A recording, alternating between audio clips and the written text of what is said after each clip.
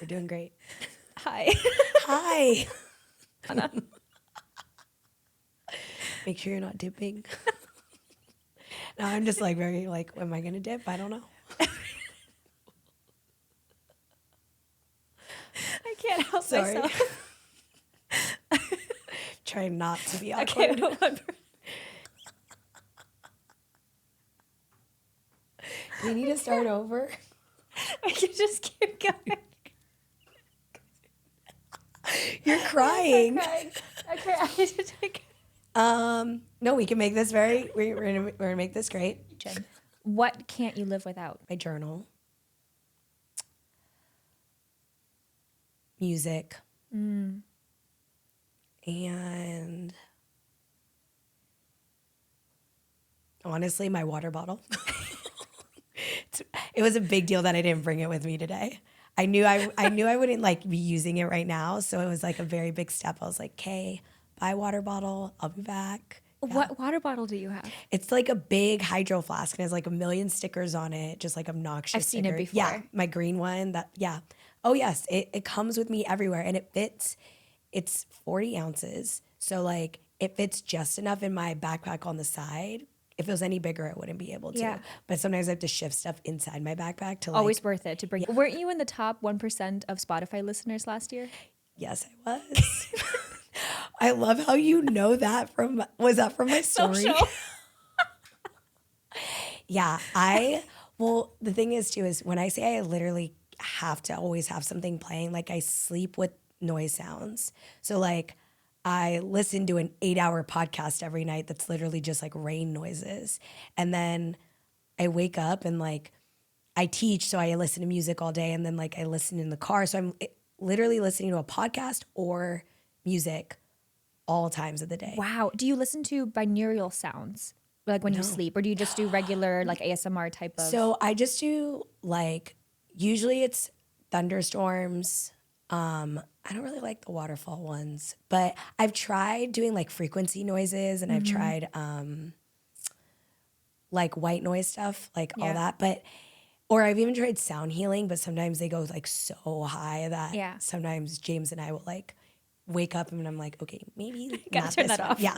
So we've done, it's usually thunderstorms. It's like the same one that I pretty much listen to. But yeah, I'm not a good person with silence. Really, the only time I have, even meditations, I'm listening to a meditation. So it's like not even silent technically because they're speaking. Interesting to me because going back to you teaching, you teach yoga. And so, of course, when you do yoga, that's when people usually want to find themselves silence and nothing else. But yet you, the teacher who literally teaches so many classes a week. Yeah. So it's interesting. It's not necessarily because I like want to drown out what I'm thinking or anything like that. Yeah. It's more so because we live in LA and I share walls with people above me, below me, to the sides of me.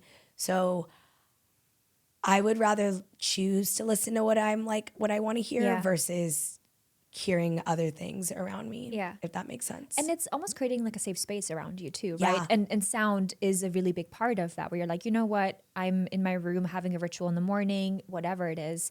You can have a sound to uplift you and make you feel better. Exactly. You're going to choose that over somebody screaming or a dog barking or a baby crying. Yeah, and because it's nice to drown out kind of all the things that we are constantly being pushed to. Yeah. So, for example, we talk about this in yin. It's what I like about yin class is we turn down the lights. We literally lower the sensory input. The music is, for me, not every teacher does this, but I don't do lyrics very often. Very rarely do I have lyrics in my class for yin.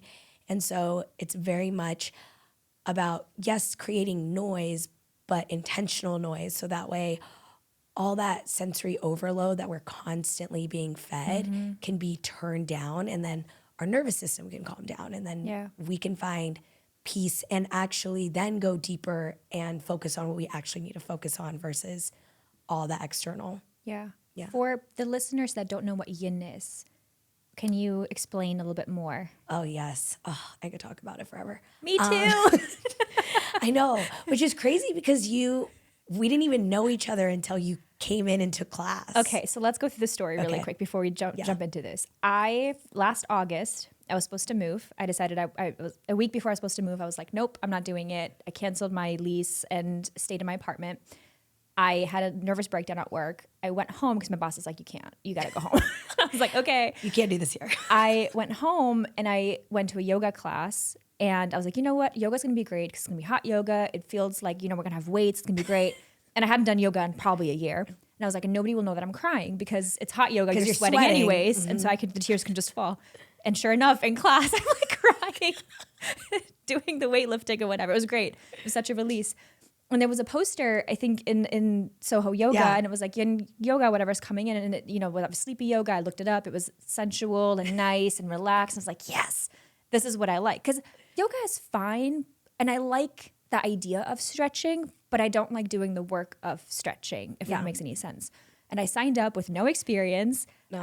That's how we met. You were the teacher. And I just joined. And I was like, I'm just going to show up as myself, say what I'm going to say. Well, what was funny on my end, because we were emailing back and forth, was like, most people are like, have all these questions. You were just like, nope, sign me up. I was like, do you want to know who I am? Do you like, she was like, you're like, nope, I'm good. And then, but it clicked so fast, which was great. But it was just so funny because I was like, wow, she's really sure. Like it just made sense. Yeah. And when things make sense, you look at the open doors. I was like, it's a sign. It's a yes. I'm not going to question it. Or in this case, the sign on the door. And the sign on the door. And I loved going to class. It was the one thing that just gave me peace, I think, during that time anyways. Yeah. And finding myself and the emotional healing and sometimes the crying that comes. Because when you're sitting or in a certain pose and your body is releasing that energy, you don't know the trauma that you hold sometimes. Yeah.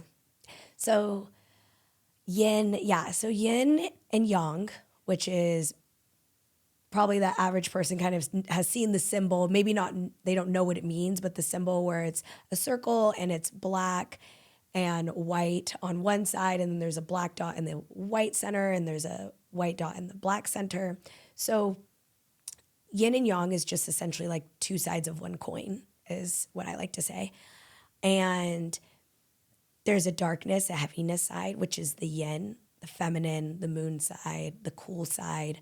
And then the yang is the fast pace, the hot, the warm, the light, the sun side.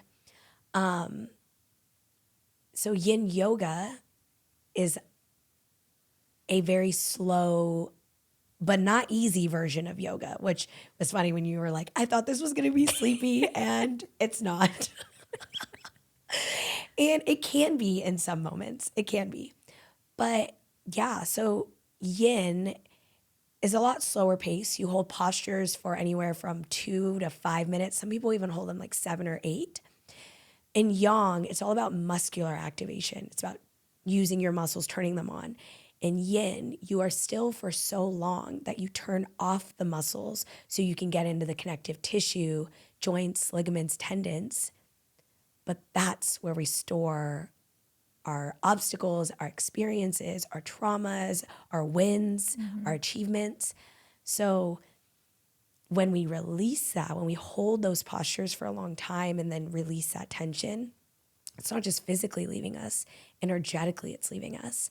So I always like to explain too in class is yang is the personality in you that wants to change the world. And then yin is the personality of you that wants to accept the world as it is. And we need both. It's balance. Yeah. Where, you and I, though, it's really hard. Like, we want to change the world in so many ways, and it's great. But also, we need a pause. Like, we need to slow. We need to repair. We need to recoup, which is something really hard for me. Like, I did not grow up that way at all. So yin has been such a wonderful journey for me to step into because it constantly reminds me that, like, I need it. It's funny, right? Because yoga is a practice. It's not an end solution. And I think people often go into yang classes, especially in America, right? Or the Western side, right? And you go and you're like, I'm going to be fit. I'm going to learn how to do the splits. I'm going to do a handstand. I'm going to look so sexy and do everything. But when you actually go into it and commit to the practice of it, you recognize that every single day can be different. Yeah. And some days yin is really great and easy, and other days it can be the hardest thing because something is on your mind. Yeah. What I loved about you teaching us though is because you, at the beginning of the class, you always, of course, ask like, hey, what are we trying to work on or whatever? And I remember there was one time where I think we were all just really tired, and you had a whole class. We never stood up. Yeah. I think you called it Around the World. Yeah, I did call it Around the World. Yeah. That was fun. It was, so one of the things that have been great about teaching for a while now is I've actually only been teaching since 2018. That's insane. But I teach so much. So now it's my full-time job. And so now I've always had, even before teaching, I feel like I've had this really good innate sense of just seeing what the energy is in the space. Mm-hmm. And yeah, what I love about it, especially in yin, is people are there to like take off their quote like mask. Yeah. They're there to like repair and let it come out. And so, yeah, that day, I remember it because I never taught that class before. So also, I'm different than a lot of yoga teachers, which some yoga teachers might shun me for this, but She's the best. I don't prepare my sequences ahead of time. I teach on the fly. Now, that doesn't mean that I don't like have a few in my like head where, you know, if someone says they want hips, I'm like, okay, like I got it. But the way I like to teach is I know the body really well. I've been studying the body for decades on decades, and I also have rheumatoid arthritis. So like since I was 2 years old, not like, oh, this just happened for the majority of my life. So I know the human body and I feel very comfortable in it. So what I love to do is I like to go into the space, see how everyone's feeling physically, mentally, energetically, emotionally, and then create a class around them. Because what I learned was when I would do sequences ahead of time, they would be a great sequence, but it didn't fit the space always. And so I think it's really important, like that day when I was like, I don't think anyone wants to get up. But still, you have to like teach a class. Yeah. And so catering to them and doing that. And actually, that's one of my favorite sequences. I'll pull it out every once in a while and just kind of, and again, when I say pull it out, I just mean like pull it out of my mind. Like I don't have it written anywhere. I just have it stored. I think yin, in a lot of ways, is doing less, right? So even though you're working, I think when you go into a course, when you go into a class and you're like, okay, we're going to do Around the World, nobody's going to get up. And if you need props or anything, you're like, don't worry. I'm going to move things for you and I'm going to give you what you need. How do you think people can shut their brain off to do less and like receive help? In yoga or outside of yoga? I suppose both, right? Yeah. Because they're so interconnected. Yeah. So in yoga, I think it's a bit easier because you can control the environment. You can say, hey, turn off your phones, leave them outside. Like